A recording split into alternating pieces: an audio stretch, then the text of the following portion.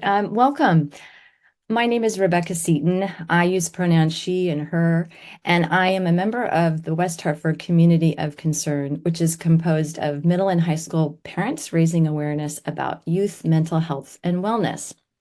This is one of several programs we are partnering with the West Hartford Public Schools on to bring you this year. You can check out our website for past programming, and many events have recordings. So if you want to check those out, you can. I'm going to put that right in the chat for people to see. There you go. For our next event, we are excited because we're planning a youth wellness fair for middle and high schoolers at Hall High School on March 23rd. It's going to have food and music and fun wellness activities for teens. So be on the lookout for that flyer. And we are very grateful for funding from West Hartford Greater Together Community Fund to support this work. For tonight's program about teen dating and relationships, I just want to start by sharing that I have 3 older teens. And so my family has been navigating our teens dating for a few years now. And honestly, it's been pretty tricky. To start, there are changes in relationship communication in the digital age that are very different from when my generation was growing up. For example, my parents knew that when I hung up the phone that was attached to the wall, I was done talking to my boyfriend, as opposed to today with social media and texting, kids communicate a lot more often out of sight and earshot. So a lot of kids also have relationships that are entirely online. Another aspect of this topic is that it has made me and my husband think about what we model as well, and that is goes well and not so well in our relationship and how that affects our kids. And of course, we want to impart on our kids the importance of recognizing and standing up to abuse and also not being abusers and rejecting the social conventions that can normalize that behavior. So when my parent group was planning around this topic, we went into many different subtopics, as one does with parenting. We know we won't be able to cover everything you will need tonight, but we hope that you keep this conversation going with your families and communities based on the information our speakers share. We will send a follow-up email with the recording and resources. So tonight we have slides from Interval House, and I will introduce the speaker who will do that in a moment. And then we'll get to hear from Jocelyn Tamborello-Noble, who is Conard High School's interim principal. And she will share school resources, including how this topic is covered at school and what are the sorts of things that you can do around this that from the school's point of view. And several people submitted questions in the registration, so we'll answer them. And if you have questions during the program, please put them in the Q&A, and we will try to get to them before we wrap up at 8. So I would like to introduce now Emily Cintorino. She's the director of community programs at the Interval House, which is a Connecticut organization dedicated to providing services to break the cycle of domestic violence. You may not know this, but February happens to be nationally recognized as Teen Dating Violence Awareness and Prevention Month. And like many unsafe and unhealthy situations that adults can find themselves in, preventing domestic violence needs to start much earlier so kids and teens have tools to avoid it as they grow up. Parents are critical in helping children develop healthy relationships and provide support when they are in an abusive one. So during the presentation, you will hear the phrase teen dating violence. And Emily will explain how this includes all types of abusive behavior and how it can be found in relationships that are not necessarily romantic. This is not an easy topic, but it is important to understand the scope and depth of this problem in order to learn how to prevent it. So Emily, will you take it away? Yes, thank you so much, Rebecca and Jocelyn and the West Hartford community. Thank you so much for having me. I'm very excited to be here to talk about this important topic. And of course, I just want to preface this by saying that some of the material that we talk about in the topics can be rather triggering and graphic. So if there's anything that is a little bit too close to home or difficult to hear, please do what you need to for those moments. Step away, take a few moments, because ultimately mental health is the most important thing. And I also want to preface it by saying too that this is an uncomfortable conversation even for adults to have. So please don't feel like you are alone in this as parents, guardians, educators. This is a conversation that's very difficult. So I hope by the end of this, you can at least gain the knowledge that starting these conversations sooner is ultimately the most important thing we can do. So I am going to share my screen to pull up a PowerPoint presentation. It is a lot of information that I've tried to condense as much as I can. So at the end of it, I will talk about resources. And on the intervalhousect.org website, we also have a ton of toolkits, informationals, presentations specifically for parents and educators and teens as well. So if it feels like this has been an overload of information, please feel free to go to the website to see all of that information on there as well. So, of course, the topic that we're going to be talking about is teen dating violence. Like Rebecca said, February is Teen Dating Violence Awareness Month. For those of you who don't know, October is Domestic Violence Awareness Month. So, those are two of our busiest months, really trying to be out into the communities, raising awareness and education on these very important topics. Like I was saying, some of it can be triggering. Typically, if I'm doing these presentations in person, like I said, I tell people to step outside, take a moment, but for the purposes of Zoom and technology, if you need to log off, I know Rebecca said this will be recorded, so please do what you have to take care of yourself. So, first and foremost, what is teen dating violence, right? So, it is a pattern of abusive behavior in a dating relationship where one partner uses power in an attempt to control and coerce the other. There's always two words that I really try to emphasize in these presentations, which is power and control. And that can really take many different forms. Every relationship and situation is going to look completely different. It's really not a one size fits all. Anybody can find themselves in a violent relationship, anybody can be an aggressor. So it's really important to keep that in mind too. Like I was saying, abusive behavior can take many different forms, and it can often leave people feeling scared, confused, dependent, and insecure. Approximately 1 in 3 high school students experience physical and or sexual violence by someone they are dating. Statistically speaking, if there are 30 students in this room per se, because we're typically doing some of these conversations with students directly, that means 10 of them will experience teen dating violence. These are the statistics from last fiscal year, so we do need to update them, but I still think it's a pretty staggering number to keep in mind when thinking about teen dating violence as a whole and what that means for your children, your students, and the people closest to you. Nearly 70% of women who have been abused by a dating partner first experienced abuse between the ages of 11 to 24. We learn how to respect and love ourselves through interactions with other people at a young age.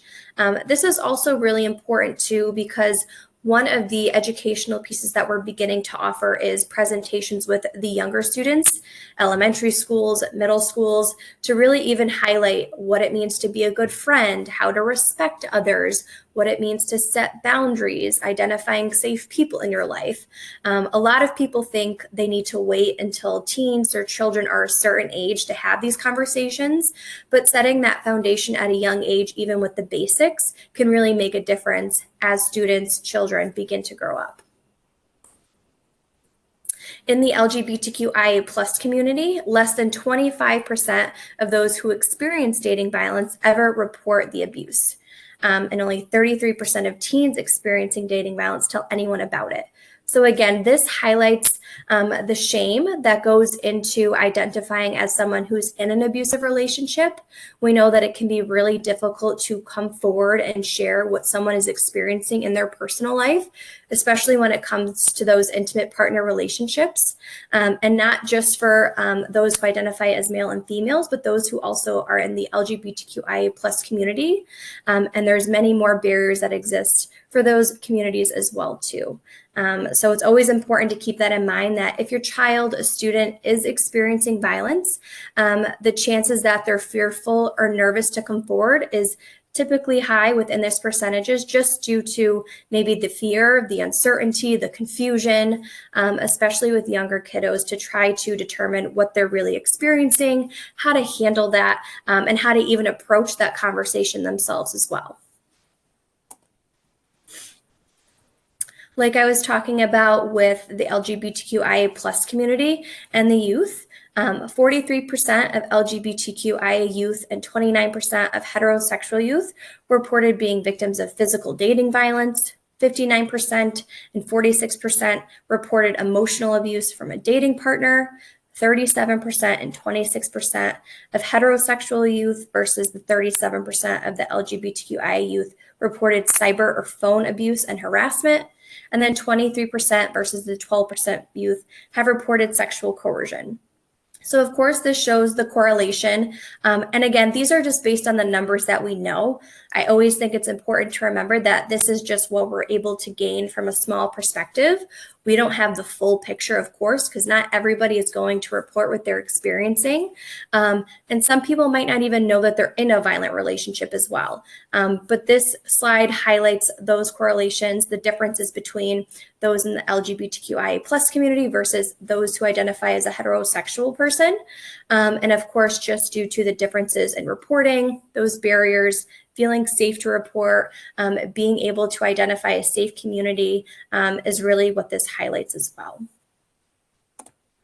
Transgender youth, the percentages are significantly higher than for lesbian, gay, and bisexual youth, and much higher than the heterosexual youth. 89% have experienced physical dating violence, 61% have been sexually coerced, 59% have been emotionally abused, and 56% have suffered cyber and phone abuse and harassment. And I know the numbers can seem like a lot, and I apologize if it feels like I'm reading the slide, but sometimes seeing the numbers can resonate a little bit more with people, especially when, we're talking about our kiddos, our students, children. It's important to really see how different communities, how different kiddos are being impacted by violence. And of course, the BIPOC youth. So Black women, girls, and gender expansive youth are not often seen as victims of violence, right? So research has said that Black women ages 18 and 19 not only consistently report high rates of teen dating violence, but racialized gender expectations deter them from sometimes seeking help, reaching out, reporting the abuse. Stereotypes like the superwoman or strong Black woman leaves Black women under the pressure to be strong and not seek support, also increasing their risk for dating violence. And this can also leave Black, trans, and non-binary youth vulnerable to a specific erasure as well. So now I'm going to talk about the different types of abuse. Now that we're very aware that intimate partner violence can impact anybody, which is really one of the most important takeaways. It's also important to know what the different types of abuse are. Typically in society, we're very aware of the physical abuse, right? That's really what's highlighted in the media, in movies, in music. And it's typically the one that people talk about and even think about when they think of intimate partner violence, teen dating violence. Physical abuse comes to the forefront.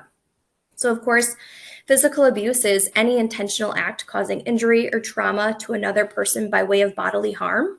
It can come in forms of hitting, inflicting bruises, strangling, dragging someone, tying someone down, or restraining them. You might see black eyes, busted lips, red or purple marks, sprained wrists, bruises on their body. We also have verbal abuse, which some people might refer to as emotional abuse, psychological or mental abuse. Those all kind of fall under one category. This is a destructive form of communication used to harm the self-esteem of a victim in order to control them. So it could be name calling, insults, screaming, blaming their partner, minimizing their feelings, threats of any kind, name calling. So it's really important to have these conversations because there are many teenagers out there who might not realize that what they're experiencing is verbal abuse, mental abuse, psychological or emotional abuse. So that's why having the educational piece about this too and raising the awareness about the different types of abuse can allow us as parents, educators, and even teens to start thinking about, is my relationship healthy or unhealthy? You know, maybe I've experienced name calling, but I never thought that meant I was in an unhealthy relationship. So it really can get the brain to start turning, us to start having internal conversations to really think about what this relationship is to me and if it's healthy or unhealthy. Emotional abuse, you know, like I was saying before with the verbal abuse and psychological, any intentional behavior that results trauma, anxiety, depression for the victim. It could be extreme jealousy, ignoring or dismissing, denying or minimizing, gaslighting and manipulation, bullying, blaming or shaming, isolation from the people closest to them. Sexual abuse, forcing or coercing a victim to engage in sexual activity without their consent. This can also mean making someone watch pornography, knowingly transmitting STIs, sexting without the other person's consent, and even using date rape drugs. Again, this can be, you know, difficult to talk about, especially with teenagers and kids, but it's important to know that sexual abuse can take place, and it doesn't have to be in one form. It can be, you know, sexting without consent.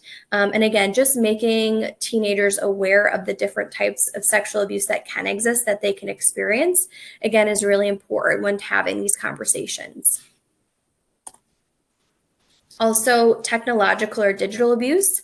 Of course, this is such a big portion of conversations that we're having with teenagers as of lately.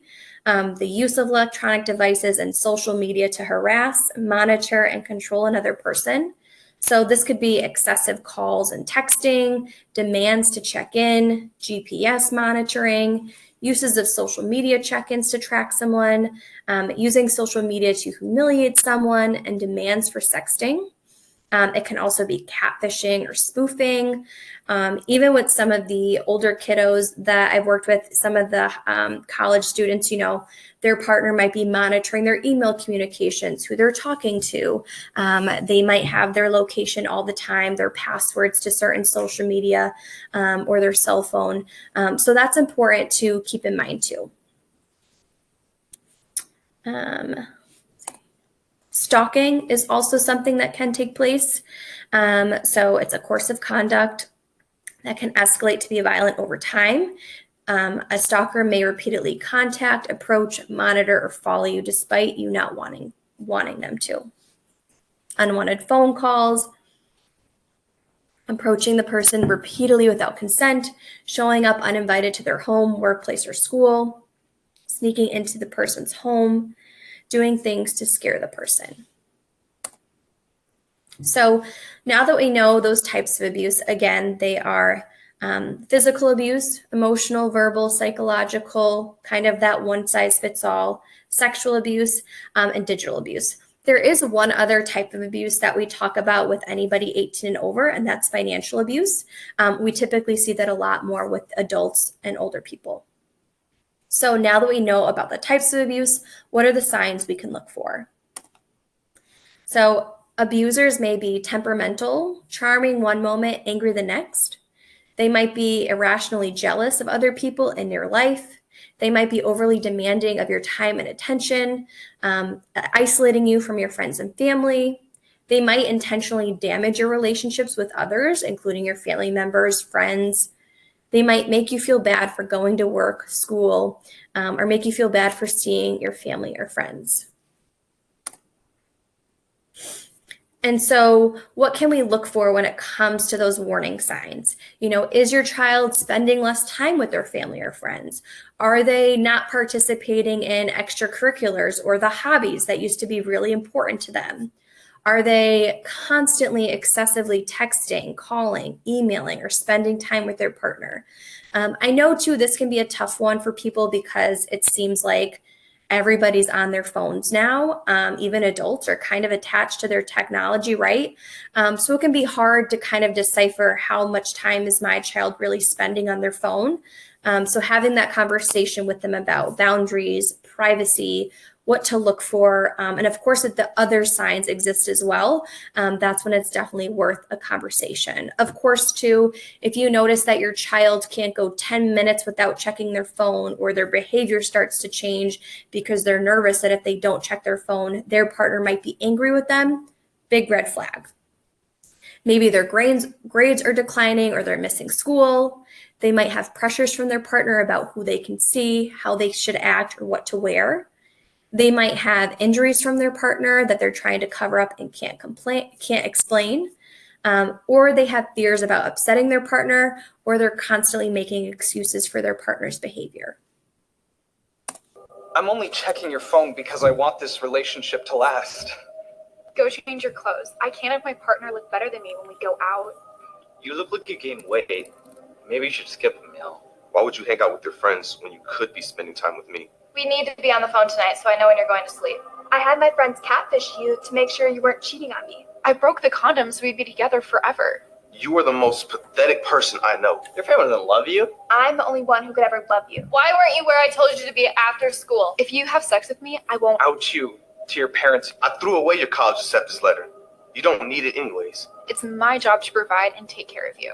I can't trust you being with anyone else. I know you're cheating on me. I can't prove it. I stopped you because you shouldn't talk to me like that. You should have more respect for me. I can't have me. No one can. If you break up with me, I kill myself. I'm gonna hurt you. You're worthless. I experienced the emotional, mental abuse, financial abuse, isolation, manipulation, controlling, physical abuse, and sexual abuse. I'm Maya Pribble, and I'm a survivor of teen dating violence. I think the cycle of abuse, it starts with the honeymoon period and the gifts and taking me out to eat. And then it started with the emotional abuse and the little comments here and there. And then something big would happen, and it would be a really big escalation of verbal abuse or sexual abuse. He would wrap me back in by telling me that he loved me and he's sorry and he didn't mean it. And I would try and call him out on the things that he did, like, you raped me. And he would say, no, I didn't. I would never do that. I love you. I always had the excuse of love. Love means that you can do whatever you want to your partner. And I didn't realize that that was wrong. I knew something was wrong about it, but I didn't know how to fight it. I was getting ready to go to post-secondary school for my senior year of high school. I was watching those training videos on sexual violence. They had asked a lot of questions like, are you experiencing this or that? And I checked all of the boxes. And I knew that in that moment that I was definitely in an abusive relationship and everybody was right. I had this mentality that I had to prove everybody wrong. But in that moment, everything came crashing down. I just have this drive to be able to help other victims and survivors, to let them know that it's okay. I've been through this and you can get through this. So I think that's how I'm able to talk about it, just because I know that it'll help so many other people by sharing my story and just letting them know that there is hope. There is hope, and you can survive. You are a survivor, and you will overcome this.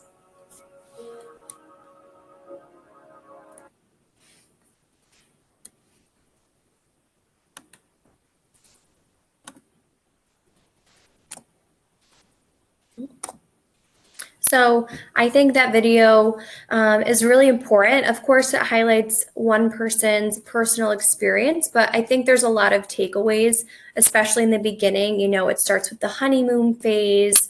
And I think, as she describes in the video, she thought that love meant their partner could do whatever they want. And I think it's important as we kind of talk about healthier relationships too, to talk that through with our kiddos, our teenagers, if we're noticing those things, or even if we're not, starting those conversations early. What does a healthy relationship mean to you? What does a healthy relationship look like? What boundaries am I going to set in my relationships moving forward? Some of the complexities of intimate partner violence, it's typically not a single incident. It can happen repeatedly despite apologies and attempts to smooth things over. It's not just physical abuse. An abuser may make you feel very loved at first, but the attention can turn into a controlling behavior. A lot of people use that word love bombing, right? Those constant acts of love, showing love, and it really is something that can take place in relationships.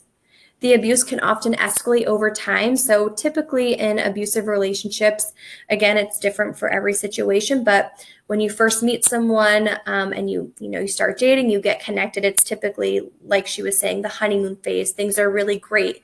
And slowly over time, kind of like a slow burn, a person can try to control, isolate. They might become really jealous, can start to chip away at that person's self-confidence to start to try to assert power over different areas of their life.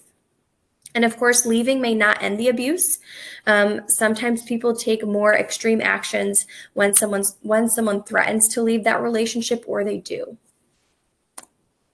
So when it comes to healthy relationships, what do we mean? So a healthy partner encourages you to achieve your goals. They don't resent your accomplishments or make you feel guilty for spending time with other people, and they aren't excessively jealous. Is my relationship healthy? There's typically an activity we do with the students in person. We set up all these signs and we give them scenarios and have them determine, should I stay or should I go? Really, is this healthy versus unhealthy? So for a teenager specifically and students, we would say, ask yourself, does your partner respect you and your individuality? Do they make you feel safe being open and honest with them?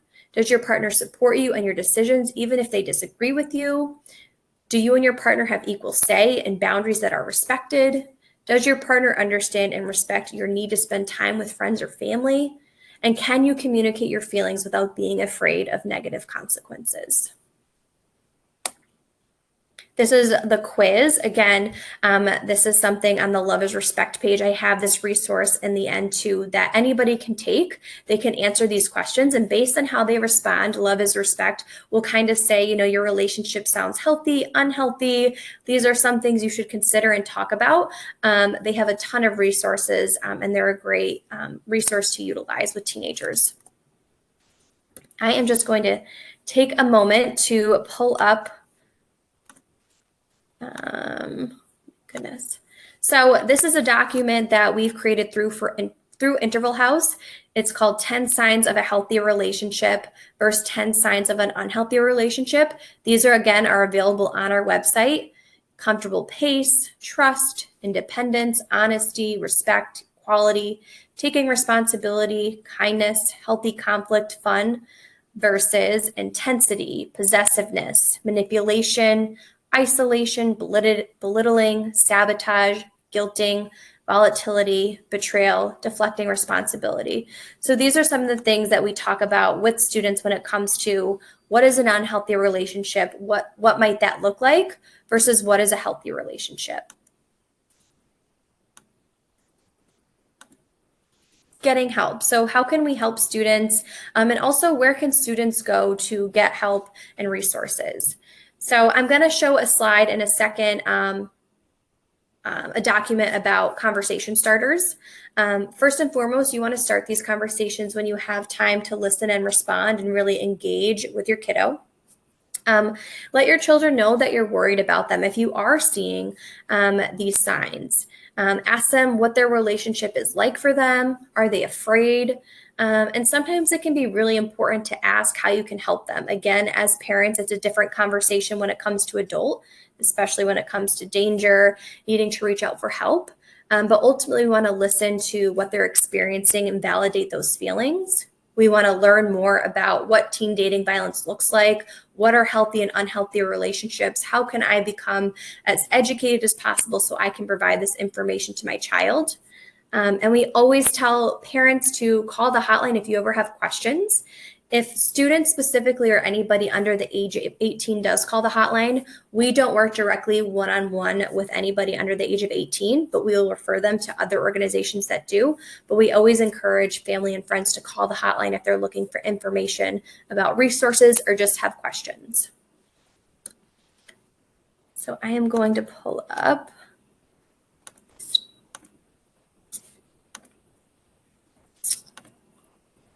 So I will make sure that everybody has access to this too. So encourage open, honest, and thoughtful reflection. This is about how to talk about healthy relationships with teens. Be sensitive and firm. Of course, parenting a young teen is not easy. Find the balance between being sensitive and firm. Try to adapt to the changes faced by your child. Be willing to talk openly and respect differences of opinion. Understand teen development, right? Adolescence is all about experimentation. So knowing what's normal is critical to helping you better understand and guide young people. Understand the pressure and the risk teens face.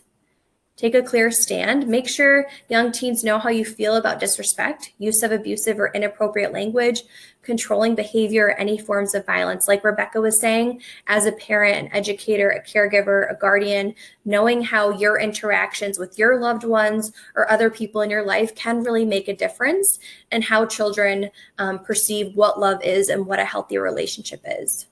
Make the most of those teachable moments, accentuate the positive. Conversations about relationships do not need to focus solely on risky behavior or negative consequences. These conversations should also address factors that promote healthy adolescent development and relationships. Of course, be an active participant in your young teen's life and be prepared to make mistakes. Like I was saying earlier, these are unconversations for even adults to have. So there definitely is a learning curve to navigate. How can I best approach this topic and how can I best have these conversations with my kiddos?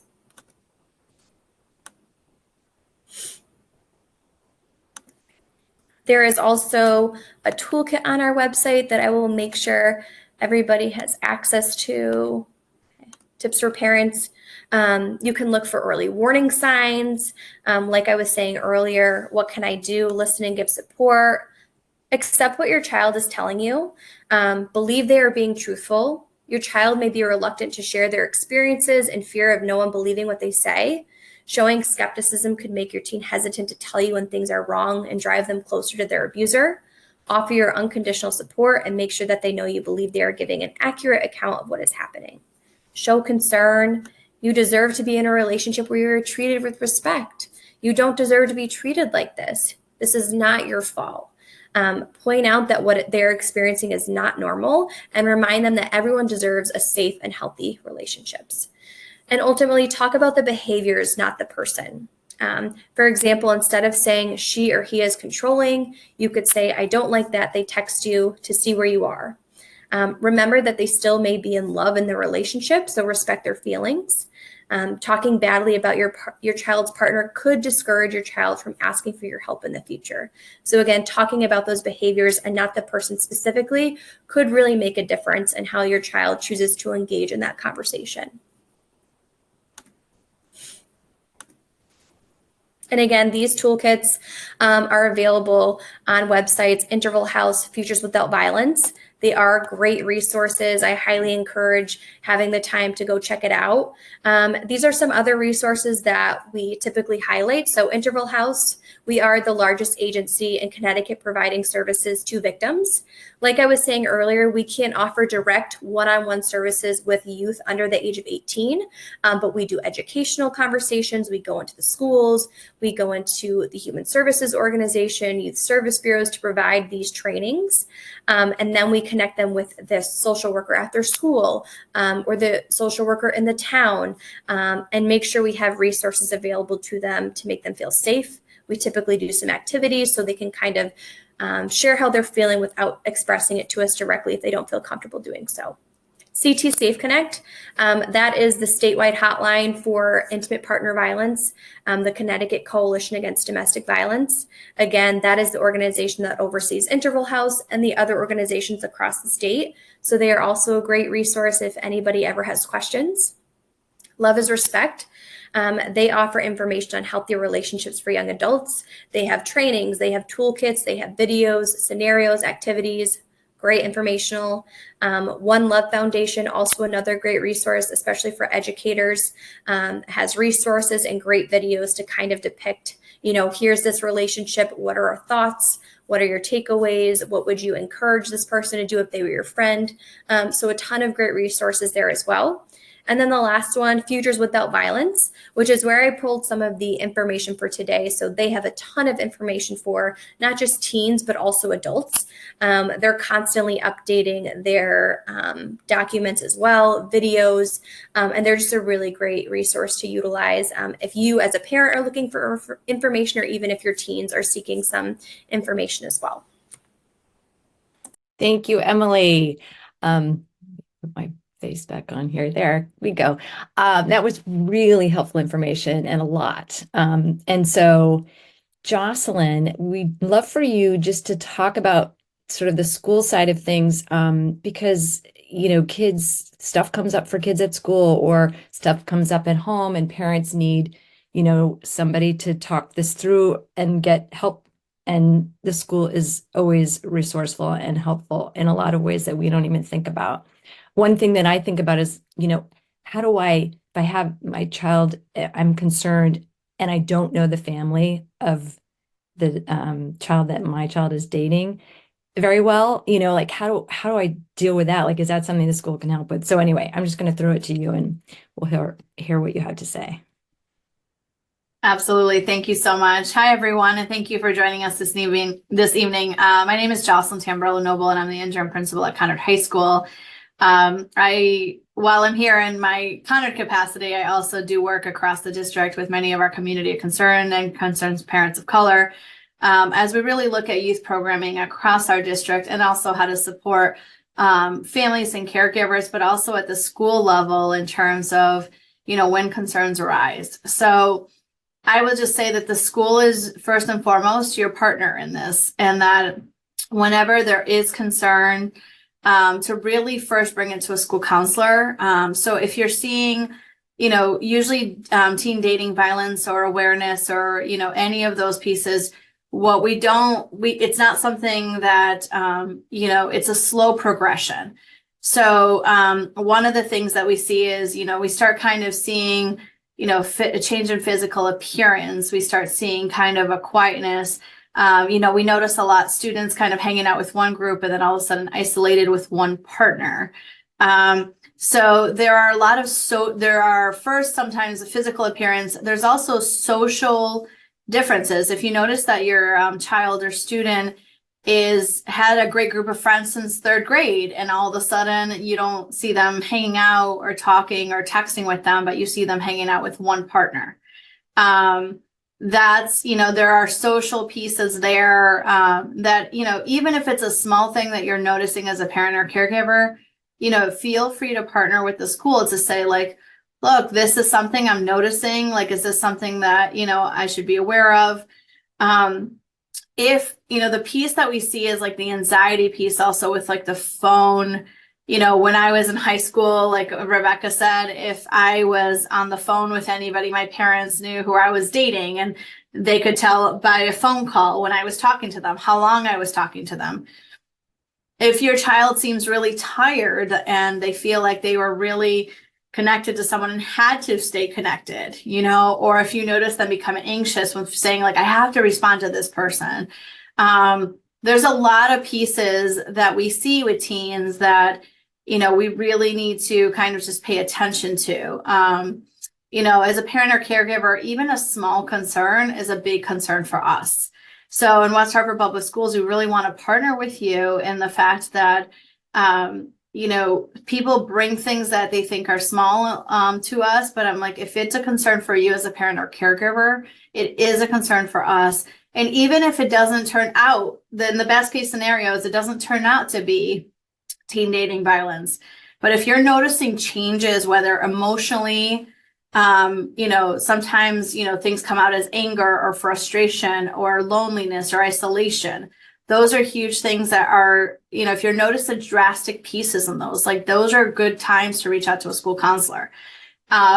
if there's ever like text messages that you find or snaps or any of the social medias where you feel like there's threatening, there's a partner asking for pictures, there are things that are there, like, do not hesitate to, connect with us to say like, look, I'm concerned about this. Like, this is what I saw. Sometimes we get, reports, somebody will come to us and say, I was dating somebody and I shared a picture with them. And now that person's threatening that if I don't get back together with them, that something that picture is going to be shared. So any of those pieces that are really connecting to teen dating violence, like they're not small things. You definitely want to bring them to partner with the school. We also have an amazing, at both high schools, we have great school resource officers that really are able to help and support. And they meet with families about the information that they receive. They also can connect to the families, and sometimes they can work with them to be able to support as well. So we have a lot of different resources. We have clinicians that can also talk about healthy relationships with students, because sometimes students come to us and they're like, well, I'm not sure. Sometimes they're hesitant to talk to their parent or caregiver, but will come in and they'll say, is this okay? Like, is this, is somebody getting mad if I don't respond to somebody's text in an hour and then getting really angry at me? Is that okay? And so sometimes those are just conversations they kind of have even out in the hallways with us, but we want to make sure that kids are supported. We want to make sure that you as parents and caregivers are supported. We talk about an array of different topics in our classes and courses and community and in the community, but we want to make sure that if you have questions or concerns, that you do bring them to, a school counselor. At times we refer them to, they work with any of our clinicians. And if it rises to the point of teen violence or any kind of bullying or harassment, we certainly as administrators become really involved. And then we can also connect with our school resource officer.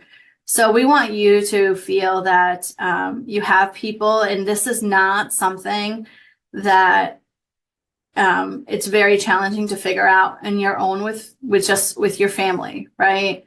So we want you to feel supported and know that you have other adults to help your child, but also you as an adult will need support navigating through some challenges. Great. Thank you, Jocelyn. It's really reassuring to know that there's school people that you could touch base with as a parent, and then there's the hotline, Emily, that your group has, and people like you that we could talk to about it, and our friends. I mean, I think it's just nice to know that you're not alone. Let's get into some questions. We don't have any questions in the chat or in the Q&A, but if you are watching and you want to throw something in, please let us know. We did get questions before the event started from registrants, so let me just go through some of those. One is, this kind of is a question, well, for both of you, if this programming is great for parents, what about programming for students themselves? Emily, you described a lot of the work that Interval House does, but also, do you work in schools? Do you bring programs to schools? Yes, definitely. So there is, similar to this, a teen dating violence presentation that we can offer both to educators and to the teenagers, the students, if you will. There's also a similar presentation for middle schoolers. And typically when we go into the high schools, we do some activities to try to get some more engagement.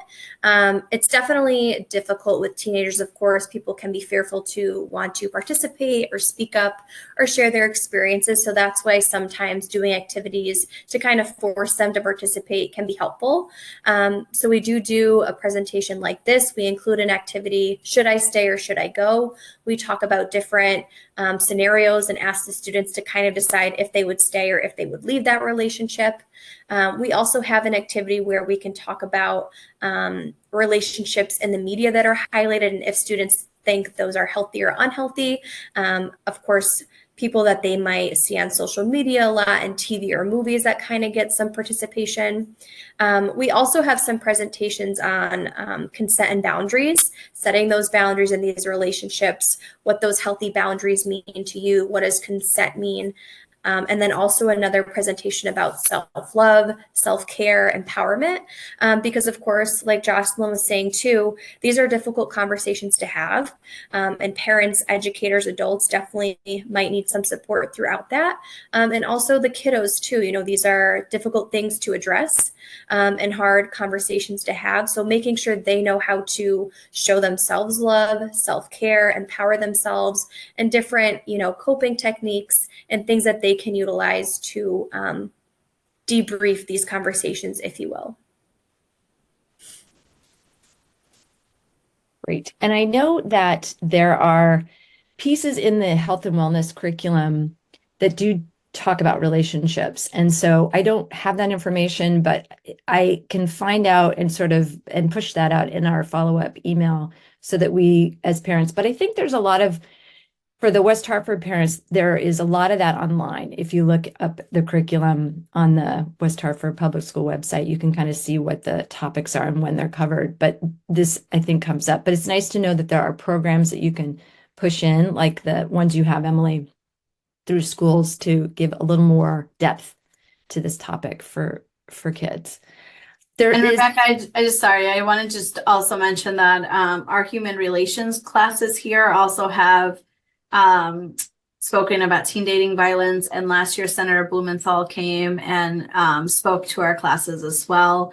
We also partnered here at Conard with the Interval House in terms of providing some fundraising, but also being able to get more information out to students. So I wanted to share that as we continue to partner with the Interval House. There's a lot of information that's shared that's really benefited our students in both high schools. And we are working right now to come back in March to do a series of events similar to like we did last year with Senator Blumenthal. Great. That is a good partnership. So there is a question from an attendee, and it's, Jocelyn, it's a follow-up to what you were saying. It's, how do you manage privacy considerations should someone bring up possible abuse with school personnel? So the privacy, so we are mandated reporters at school. And so, you know, one of the pieces that we share with families and, you know, parents and caregivers is if we do believe that somebody is being harmed or somebody is at risk of harming themselves, we do have to put some things in place and report it. But I would also say, as a parent or caregiver, if you're concerned about, you know, harm, that's something we can certainly help with. The privacy considerations is, you know, anything that we kind of help families with, you know, the level of confidentiality is really up to the families and caregivers. So I will say, like, you know, it's not, if there's a concern that's brought by a parent or caregiver, we don't always, we ask the parent caregiver, like, to what level can we share information and what is the level of comfort that you have?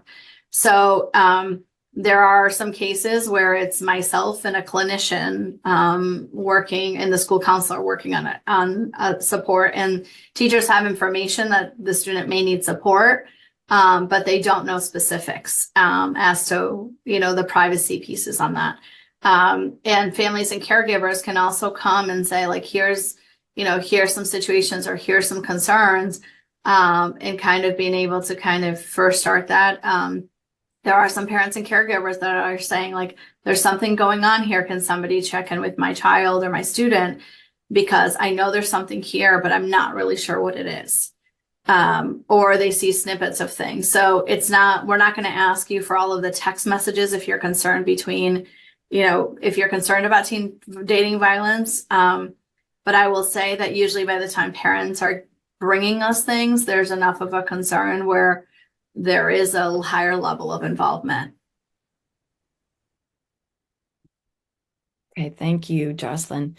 There's another question that we got earlier. It's a couple of questions that go together. Sort of how, if you want to give your child agency in spending time with that person they're in a relationship with, but you don't want, and privacy, but you don't, like, what's how much is too much? How much agency is too much? How, and this is a hard question to answer because I think it depends on the child and the age, but how much time should they spend together, for example? Are there any sort of baseline guidelines around that? And kind of how do you know when you're going, too firm and too hard about it versus kind of letting them do their thing, but feeling safe that they can handle it? Any, Emily, you're kind of looking like you're nodding. No, I was just going to say, Jocelyn, feel free to chime in as or Rebecca, I'm not a parent yet, so I'm definitely not giving the best answer here. I think the only insight or information I can offer is that first and foremost, talking about boundaries with your kiddos when it comes to these relationships. Again, making sure that your child or you have this conversation. If you start to see that your child is spending every single day after school, or that's constantly what they're seeking to do, or it's all they're conversing with you about, or it's at the top of their mind every single day. And like Jocelyn was saying too, if you're starting to notice that physical appearance change, maybe they're not seeing their friends as much, I think that's definitely when those conversations should be had. It's really hard to say from a overall subjective point of view, this is how much time one person should be spending in that relationship per week. But I think if you start to see those warning signs, and you really start to notice those changes in your child, and like Jocelyn was saying too, if your kiddo needs to answer within 5 minutes, otherwise they're nervous that their partner's going to get angry, those red flags should be going off. And I think just setting those boundaries about how much time a week you're allowed to spend with your partner, on your phone, social media, can all kind of tie into what healthy is. Because ultimately too, we want teenagers and kids to remember that spending time alone with yourself, doing things for yourself, is also really healthy. You have to be the best version of yourself to give healthiness, love, compassion, respect to others too. So encouraging that with your teenagers too, about spending time with yourself, identifying what's important to them, and reminding them that they can still have these relationships, but it doesn't have to consist of all of their time 24/7. Absolutely, Emily. And what we see in students is really, it's not so much about what they're doing or how they're doing it at a certain point. It's really the drastic changes in past behaviors that you notice. So for example, if they were hanging out with a group of 5 and they were always going out with that group, and then they, start dating someone, and now it becomes complete isolation with this one person, right? There's drastic changes. I think social media and phones, and I have two teenagers at home. Social media and phones is definitely something to put limits on. We have a charging station in our home, and in our home, all of the phones, including mine and my husband's, are there, at 9:45. And so that's a piece that, you're kind of looking at as well. It's really setting healthy boundaries and modeling those for your children and students. But I also think one of the biggest pieces is having open conversations. Like, I think having conversations, if you can, even prior to relationships or dating, and asking them about what do they think is a healthy relationship? What does it look like? Like, how does it balance? Because I think that's one of the pieces that, all of a sudden your teen is dating someone and it becomes all consuming for them. And to understand that, there's some conversations, if you have ahead of time, really are helpful. Like, what are healthy relationships look like? What do boundaries look like? If you're uncomfortable with something, how do you respond? And how do you keep a balance of your life with school and sports and all these different things, and still have a relationship, but still see your friends? So I think those are all really healthy conversations to have for parents and caregivers with their children or students. Very good. And I would say that all those things are boundaries. Like, we think about boundaries sometimes just being the physical boundaries and, your body, and how to make sure that you are safe and healthy with your body.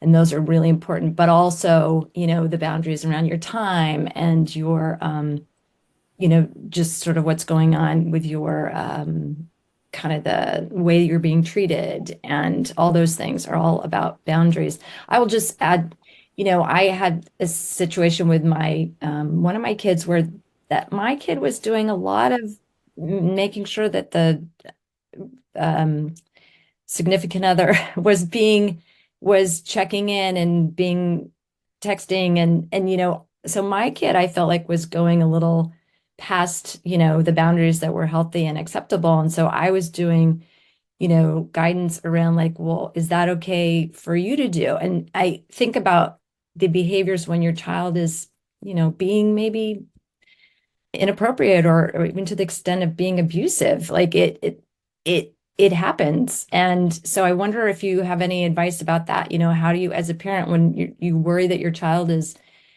the one who's acting out in an abusive way, what then?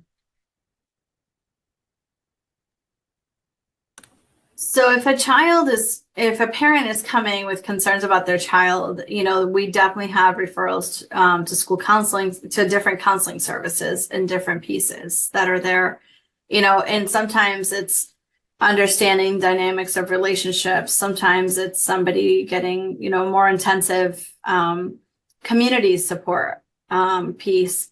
So there's a lot of pieces that we see, and we also can support students in terms of how do they learn to manage emotions, because that's a big part of it as well.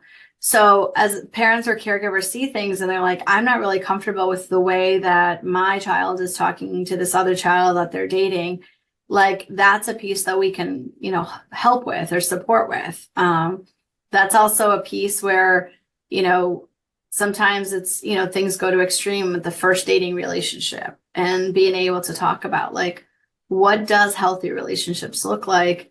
How can we support you in terms of the feelings and managing emotions? And it's also a lot of kind of modeling of when you speak to them about the relationship piece, like, talking to them about, like, what are the ways that we connect with each other and we speak to one another to show that we care.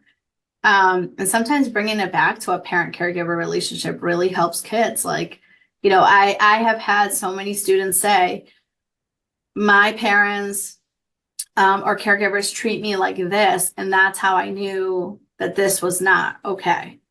So I think, for parents and caregivers, don't ever underestimate the power that you have in your home and in your surroundings and the way that you interact with people or your partner, because kids watch it and that sets the standard for them in relationships. I think you might have said this earlier, Jocelyn, that kids are dealing with things, beyond the relationship and how they treat their significant other. Like my child was dealing with a lot of anxiety in general. And I think that's kind of led to the checking in and the wanting to hear back quickly, and so that was something we figured out. There is one more question. I just want to honor somebody who put it in the Q&A. It's about middle school age, and asking what classes or workshops do you offer for middle school students, for Sedgwick Middle School sixth graders, for example, because it's such a vulnerable age and they need to be educated. So I'm just wondering if you can talk about that age. Just from Interval House's perspective, we can definitely offer a teen dating violence conversation presentation. We can definitely tailor most of the materials that we have to meet the needs based on what the school might be seeing or parents or educators are noticing. Definitely having these conversations with sixth graders, for example, can be rather triggering or alarming, especially if it's the first time they're hearing about teen dating violence or what that might look like.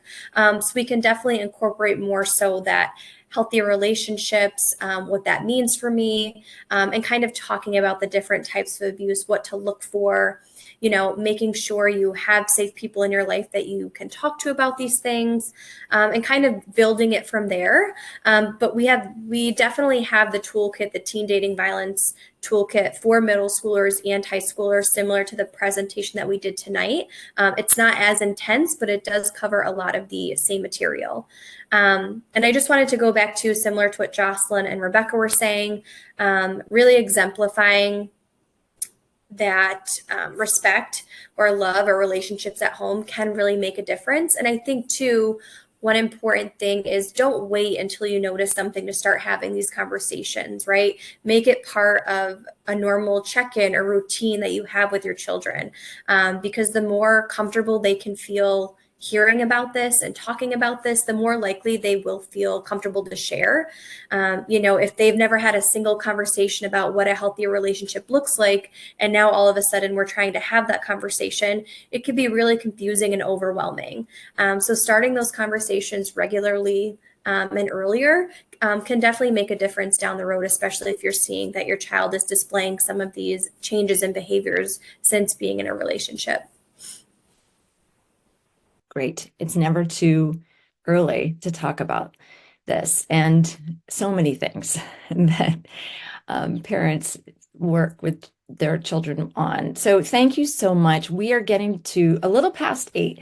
And I just want to say to that question about middle school, we don't have a middle school representative here, so I'm sorry for that. We don't have somebody to speak about what is being taught already around this, but it is great to know the Interval House has a relationship with the high schools, and that could maybe forge a relationship with the middle schools to get this programming in that grade level. Jocelyn, anything else that you wanted to say before we wrap up? I just wanted to say that, we have a great superintendent who's really committed to parent partnership as he works through and really has supported a lot of the community organizations and support in the schools. So we're really at a great place that if you don't have a resource or you're looking for resources, please connect with the school, your child's school counselor.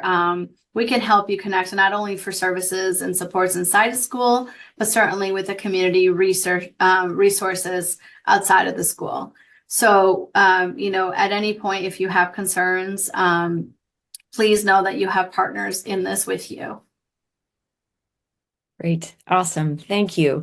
Thank you so much, Emily and Jocelyn, for being here tonight. Thank you to WHCI for broadcasting this event. And we will be sending you all information about this online, and we'll say goodnight. So thanks for coming.